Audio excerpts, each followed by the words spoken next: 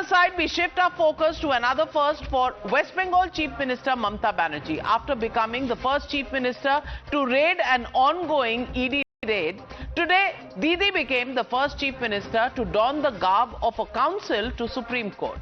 A qualified lawyer, Mamata Banerjee, argued her own case against SIR in West Bengal. She dubbed the poll panel a WhatsApp commission, carrying out an exercise aimed solely at voter deletions and in keeping with an appeal to save democracy. The BJP raised objections dismissing Didi's new avatar as drama aimed at saving infiltrators. The question, viewers, is this a legal battle to save democracy or political theatrics ahead of elections? Joining me on the debate with Dr. Sudhanshu Trivedi, Abhijit Iyer Mitra and Sanjay Jha is Tausif Rahman, National Spokesperson of the Trinamool Congress. And Tausif bhai, my question to you, yes, it's a first. We've never seen a Chief Minister arguing her own case. But the BJP is asking you, is this theatrics or is this saving infiltrators? What is the agenda? Good evening, Navika ji, and good evening to everyone. Navika ji, first of all, even you know that this whole SIR process is not a personal agenda of Mamata Bandyopadhyay. It's not a personal agenda of Trinamool Congress. We are shouting out our lungs for 10 crore people living in Bengal. But yes, how the BJP is portraying it like a drama and a theatric thing. So let me begin with this.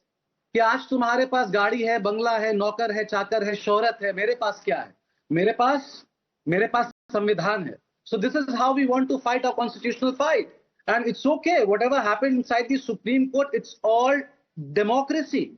The honorable judge was there, the opposition learned lawyers were there, and Mamata Bandyopadhyay with her colleagues, they all were there, and it's a discussion. So, you know how it started. The Supreme Court told the Election Commission, tell your officers to be a little sensible, exposing that he rushed arbitrary implementation of SIR in Bengal has been insensitive, inhuman, procedurally flawed. So this is all about we are talking this. And this is what we wanted to explain. Navika ji, मैंने आपको पहले भी कहा, क्या हम SIR के खिलाफ है?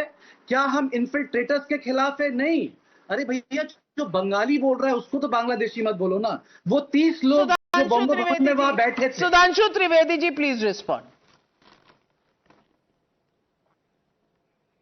देखिए, I will respond last sentence first. Bengali बोलते हैं उसको बांग्लादेशी नहीं बोलते हैं. गजब है साहब.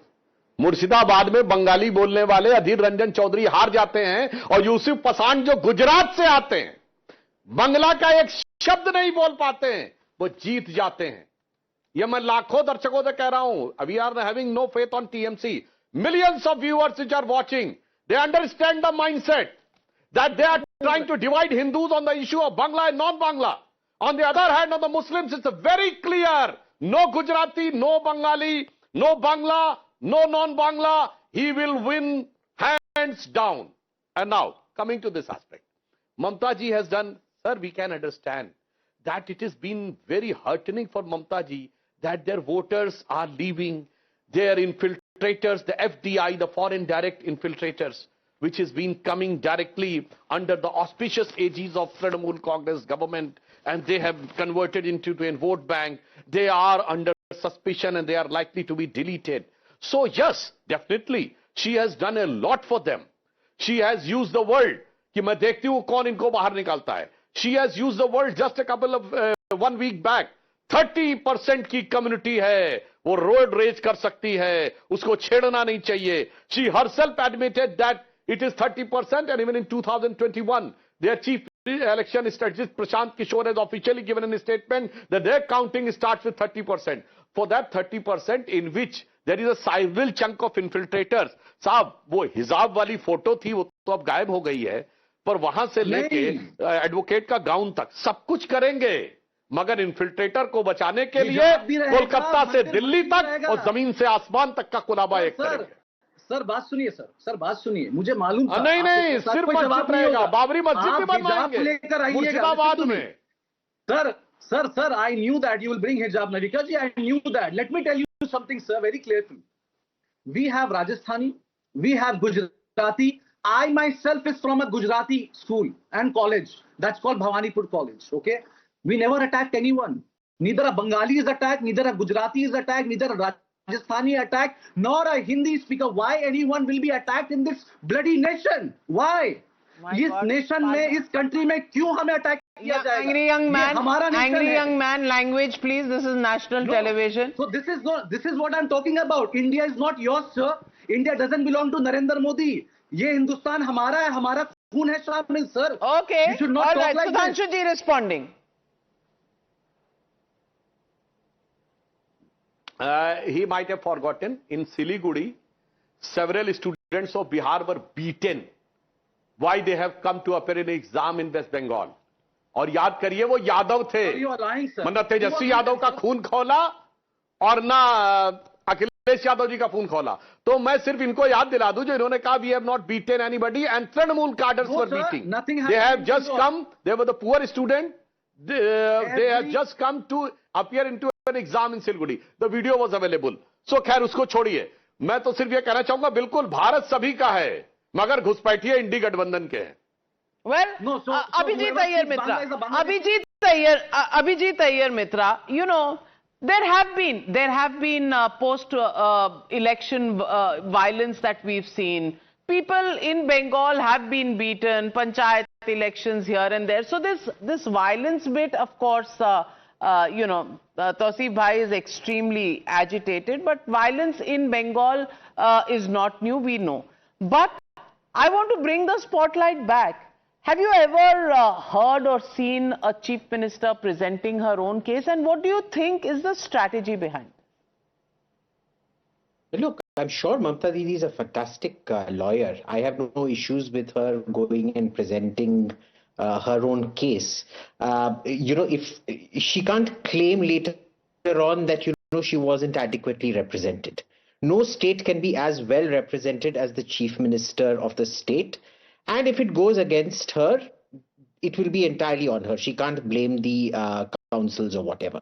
Fantastic. She's taking great personal responsibility. But coming back to what Tausif said, and since Sudhanshu ji brought up Murshidabad, remember Murshidabad came to India by the narrowest of margins. It was a 49% Muslim population and a 51% Hindu population.